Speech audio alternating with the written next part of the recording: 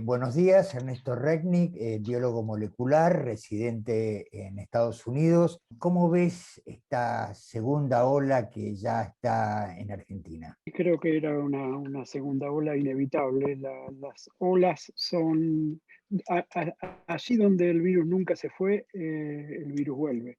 La, la- la dinámica de picos y valles tiene que ver con que, bueno, muchos contagios, la naturaleza exponencial del crecimiento del virus hace que de repente crezca mucho, la gente se asusta, mucha gente se contagia, con lo cual hay cierta inmunidad en esos que se contagiaran y eventualmente baja, pero cuando no baja a cero, como hicieron pocos países, ¿no? Los países asiáticos, Ujú. Australia, cuando no baja a cero y se empiezan a relajar las, los cuidados en la población, lo que ocurrió en Europa, lo que ocurrió ahora en Argentina, eventualmente vuelve. Así que no es una dinámica inesperada lo que estamos viendo. Bien, Ernesto, el tema de las restricciones, ¿crees que Argentina ha sido demasiada laxa, el gobierno demasiado laxo en el tema de restricciones, sobre todo ahora con la llegada de Semana Santa, que se puede viajar entre otras provincias, teniendo en cuenta, por ejemplo, que en Córdoba está circulando muy fuerte la cepa, tanto la británica como Eh, la de Manaos? Sí, bueno, el problema es parcialmente político en la Argentina, ¿no? En otras circunstancias, en otros lugares, posiblemente se estén empezando restricciones mucho más fuertes. Sí, Políticamente en la Argentina ha sido difícil en otro momento, no veo que sea fácil ahora hacer lo mismo, ¿no?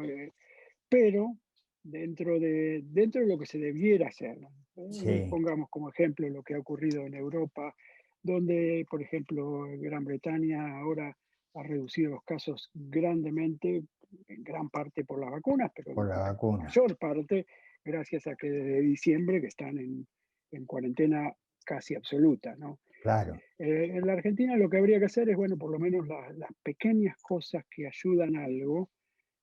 Estoy pensando cerrar la noche, ¿no? Los bares y restaurantes a partir de las 10 de la noche debieran estar cerrados, poco lo que hacen hasta los países vecinos, ¿no? Chile lo Totalmente. hace, casi todos los países, acá mismo donde estoy yo, digamos, en Estados Unidos, en mi estado, Minnesota, eh, Estados Unidos no ha sido un ejemplo de tomar De- precauciones estrictas, pero en este estado, por ejemplo, cuando los casos subieron mucho, se cerraron bares y restaurantes totalmente, bueno, salvo para llevar comida para llevar, desde mediados de diciembre hasta mitad de febrero. Así que, bueno, la Argentina parece no ser posible, pero es prácticamente la única solución para por lo menos ralentizar el movimiento del virus hasta que lleguen las vacunas.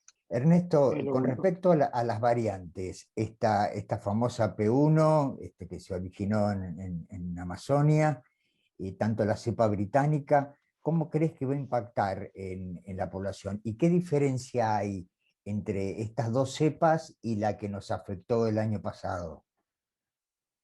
Bueno, empiezo por el final. La diferencia es que son más contagiantes, ¿no? Ajá, Entonces, donde antes tenías, no se sabe exactamente cuánto, pero la cepa británica se calcula un 40-50% más contagiante. sí, La de Manaus también. ¿Qué es lo que eso hace? Bueno, que se contagie más gente. Sabemos que se contagia más gente, se enferma más gente en los hospitales, más gente muere. Entonces ese es el problema fundamental. Eh, Ese es el problema actual, ¿no? Que la continuidad de la pandemia hace que empiecen a llegar y a predominar esas variantes. En Inglaterra, la variante esta, que es la variante de Reino Unido, se llevó por delante a todas las otras variantes, o sea, sí, casi en algunos lugares, casi el 100% los contagios son de esa variante. sí, En sí, sí. Brasil está ocurriendo lo mismo. Así que ese es el problema actual, ¿no? Y cuál es el mayor problema de las variantes es si escapan a las vacunas. Todavía no ocurre, Ujú, las vacunas parecen funcionar bastante bien, ujú. o por lo menos en cuanto a proteger de la severidad de la enfermedad, pero es un potencial problema. Si continúa la pandemia en el mundo y continúan acumulándose mutaciones y cambios, vamos a llegar a variantes en las cuales las vacunas no funcionan. ¿Hay probabilidades de reinfección?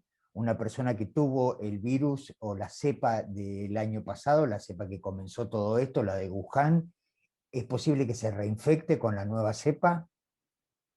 Todavía no se ve mucho de esto, aunque se sospecha en Brasil, pero en la medida que las vacunas funcionan, la inmunidad también funciona. O sea, las Ujú. vacunas no son más que lo mismo que la infección natural. Con lo cual, yo diría que en general es raro, por ahora no hay tantos casos de eso. Todavía la inmunidad que desarrolló una persona que se infectó con el virus original, digamos, Sí.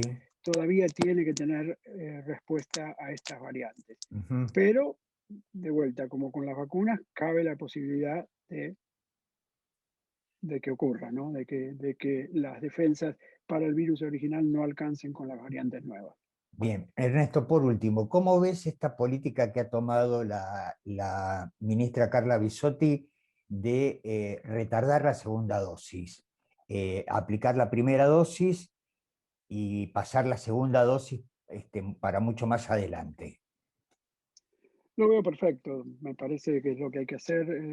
La situación es tal que hay que vacunar a la mayor cantidad posible con todo lo que haya, ¿no? Ujú. El riesgo, esto siempre es una cuestión de riesgo, ¿no? El riesgo de tener un poquito menos de inmunidad por usar una sola dosis versus dos, comparado con el riesgo de tener COVID en la gente, es muchísimo menor. Así que yo estoy absolutamente a favor de que si hay 10 millones de vacunas, se den a 10 millones de personas Ujú. y después vemos. O sea, la expectativa es que dentro de los próximos 3 o 4 meses se dé la segunda dosis, pero si no se da, también hay que entender que la primera dosis es más que suficiente, es buena. Bien, Con la segunda dosis es mejor. Los datos que vamos viendo de Israel y de otros lugares, inclusive ayer veía datos con las vacunas de ARN de acá de Estados Unidos, indican que con las dos dosis tenés protección del 90%, con una dosis ya tenés protección del 80%, lo cual es fantástico.